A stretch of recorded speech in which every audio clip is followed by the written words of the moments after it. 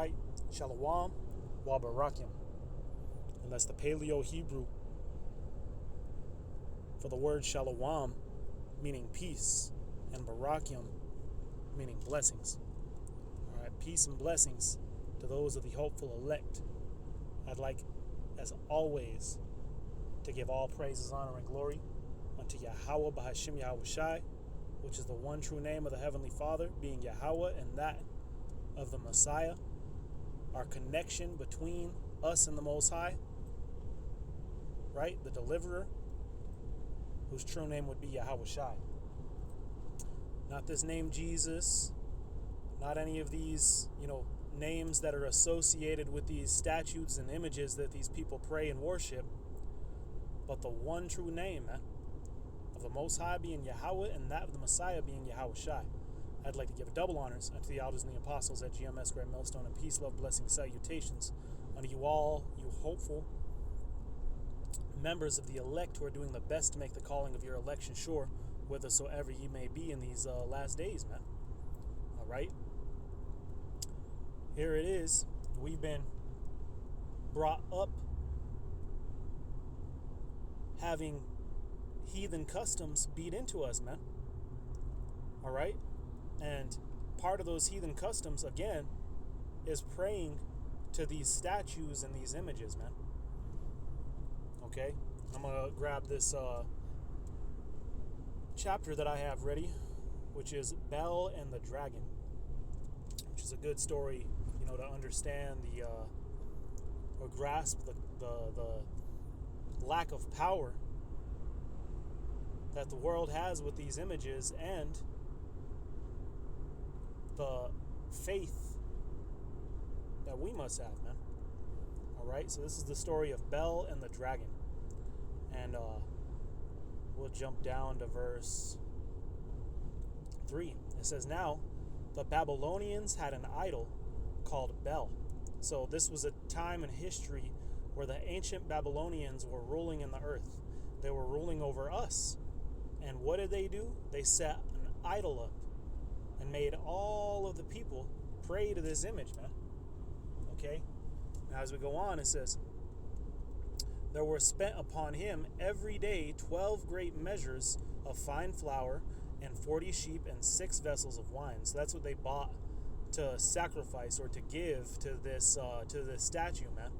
They would give him food and they would give him drink. Verse 4, it says, "And the king worshipped it and went daily to adore it. But Daniel worshipped his own God." That's right, man. We worship the one true living God, right? And as you're going to see in this story, our God isn't like these statues where, they fall and they can't get themselves up, man. They break and they can't fix themselves. If it cannot deliver itself, how can it then deliver you, man? You see? If these statues can't save themselves, they cannot save you. It says, and you can't consort it to the Most High or God either. Because at the end of the day, he said, what? To form no thing above heaven or in the earth, man.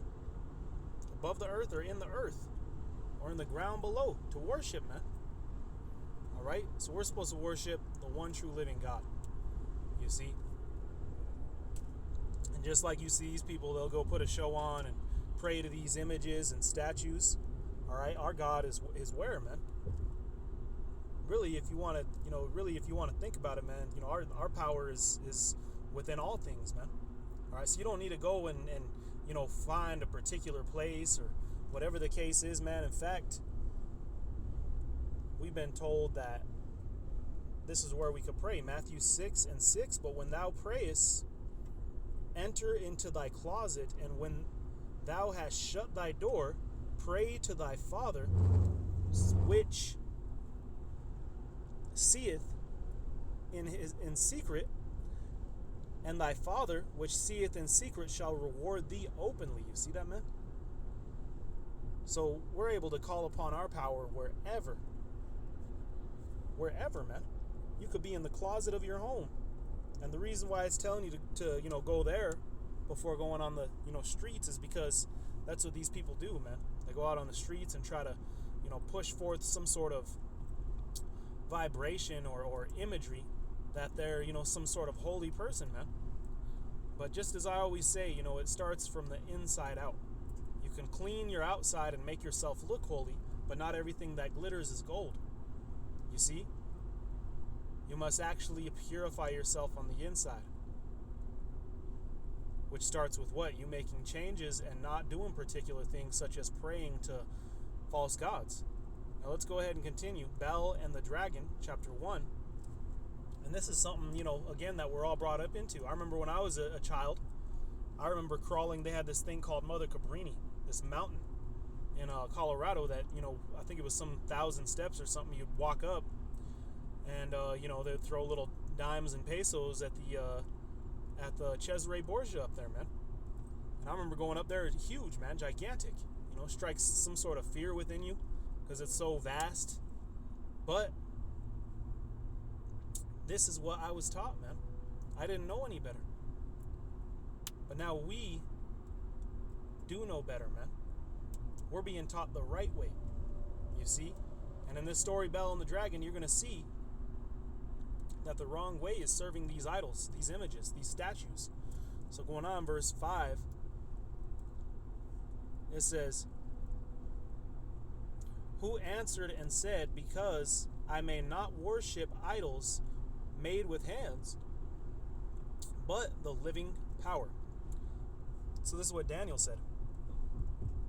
We have a separation between all these heathen nations. Our separation is that we were given the Most High, the one true living God. You see? These other nations are going to worship wood and stone.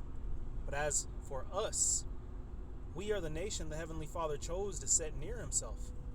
This is why He gave us the laws, so we could in time establish it on this earth. You see? But for the time being, what really matters is that you Israelites are repenting. You Israelites are getting right. You see? You Israelites are getting off of these idols that we have tattooed on us, right? Hanging up in our houses, on our walls, in our cars, man. I can't tell you how many cars you be seeing with a, with the rosary hanging around the mirror, like the rosary is going to save you. Again, if the rosary falls, who's going to pick it up? It can't pick itself up. So how could it save you from a car crash, man? You see? Bel and the Dragon 1. And finishing on verse 5, it says, who hath created the heaven and the earth, and hath sovereignty over all flesh, showing you that He has power over all flesh. He's the power that both kills and makes alive. You see? So you could go worship your little statue, but if the Heavenly Father pronounced for there to be a judgment, then there's no getting away from it, man. You see? That's why He says, what? I kill and I make alive, and there is no power with me. Meaning there is no power other than the Heavenly Father, man. The Heavenly Father is the only God, the only power. You see? Verse 6, it says, they said unto the king, unto him, Salakia. Then said the king unto him, think thou not that Bel is a living God? So he's questioning him. Well, what do you mean? Do you not think that this statue is a living God? Seest thou not how much he eateth and drinketh every day? So again, they were setting that food and drink before the image, and at nighttime it would eat it and they'd come back and it would all be gone. So, this was a token that they would use for the for the power of these images, man. Verse 7, it says, then Daniel smiled and said, O king, be not deceived, meaning be not fooled. It says, for this is but clay within and brass without, and did not eat or drink anything. So he's saying this thing is made out of metals. This thing's made out of inanimate objects. So this thing has no life essence within it. It didn't eat or drink anything. It doesn't need to eat or drink. Verse 8, it says, so the king was angry and called his priests and said to them, if you tell me not who this is that eats these expenses, you shall die. So the king called the priests and said, all right, whoever's eating this food, let me know who it is. And if you don't, then I'm going to kill you. Right? That's how angry he was, because he was deceived. Verse 10, it says, now the priests of Bel were 70, besides their wives and children, and the king went with Daniel to the temple of Bel.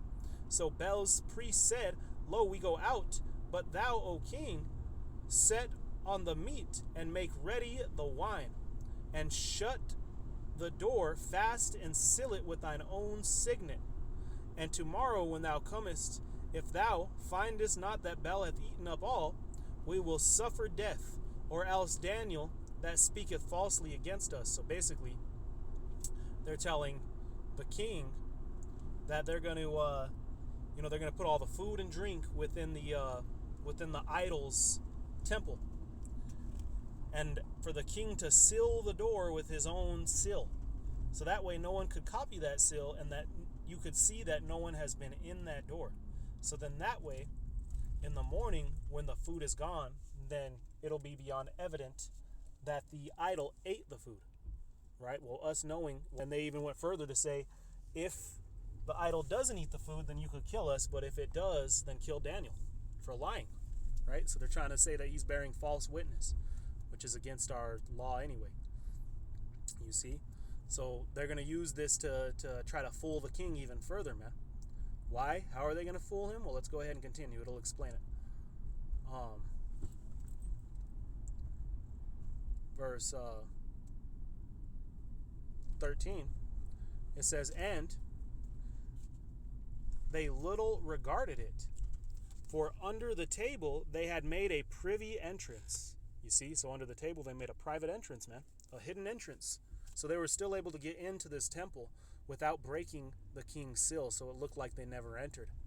It says, whereby they entered in continually and ate all those things. So that's how they were doing it. Verse 14. And Daniel knew it, man. He knew that obviously the idol wasn't eating it, and he knew they were up to no good since they came up and made this proposition. He knew they had something up their sleeve, man. So verse 14, what do you do? So, and again, I don't think Daniel sat and made some blueprints of how he was going to defeat these guys, man. Hey, again, the Most High is the one that killeth and maketh alive. The Heavenly Father was going to deliver Daniel however he saw fit. And of course, destroy those of the wicked however he saw fit. And let's continue and we can read it, man. It says, so, when they were gone forth, the king set meats before Bel. Now Daniel had commanded his servants to bring ashes, and those they strewed throughout all the temple in the presence of the king alone. Then went they out and shut the door and sealed it with the king's signet, and so departed. Now in the night came the priests with their wives and children, as they were wont to do, and did eat and drank up all. In the morning betime the king arose, and Daniel with him, and the king said, Daniel, are the seals whole? And he said, Yeah, O king, they be whole. And as soon as he had opened the door, the king looked upon the table and cried with a loud voice, Great art thou, O Bel, and with thee is no deceit at all. Because he saw the food was eaten, man. It says, Then laughed Daniel and held the king that he should not go in, and said, Behold, now the pavement, and mark well those footsteps are these. You see, well, whose footsteps are these? So he's saying, look at the pavement and look at these footsteps. Verse 21, it says, and took the priests with their wives. Oh, so like in verse 20, it says, and the king said, I see the footsteps of men. Because what he had done, which I think we might have missed that verse on accident, man. What he had done is he went and he poured ashes all over the floor, so that way you would see if somebody was running around and you'd see their footprints, man. So verse where were we, man? Verse 20, it says, and the king said, I see the footsteps of men, women, and children. And then the king was angry. And the king said, I see the footsteps of men, women, and... Oh, slug. Verse 21, it says, and took the priests and their wives and children, who showed him the private doors where they came in, and consumed such things as were upon the table. Therefore the king killed them, and delivered Bel into Daniel's power, who destroyed him with his temple. And in that same place was a great dragon, which they had of Babylon worship. So they had all these different idols, all right, but nonetheless, the Heavenly Father delivered Daniel and destroyed those wicked priests and their idol, man. All right, and again, who was able to deliver that idol from Daniel's hands when he was destroying it? Nobody, because it couldn't even destroy itself, man, and it couldn't destroy you from the wrath of the Heavenly Father. All right, so this is exactly why you don't pray to idols, you don't pray to statues. We have one true living God, the Most High's name being Yahweh, and we're able to call upon him, and he's able to hear us by us calling upon the name of Yahweh Shai, which is why we say Yahweh Bahashim Yahweh Shai, Yahweh the Most High, in the name of Yahweh Shai, the deliverer. You see? So with that, hopefully this is edifying. All praises, honor, and glory to Yahweh Bahashim Yahweh Shai. Double honors unto the elders and the apostles at GMS Great Millstone, and peace, love, blessings, salutations unto you hopeful and sincere members of the elect out there. Shalom.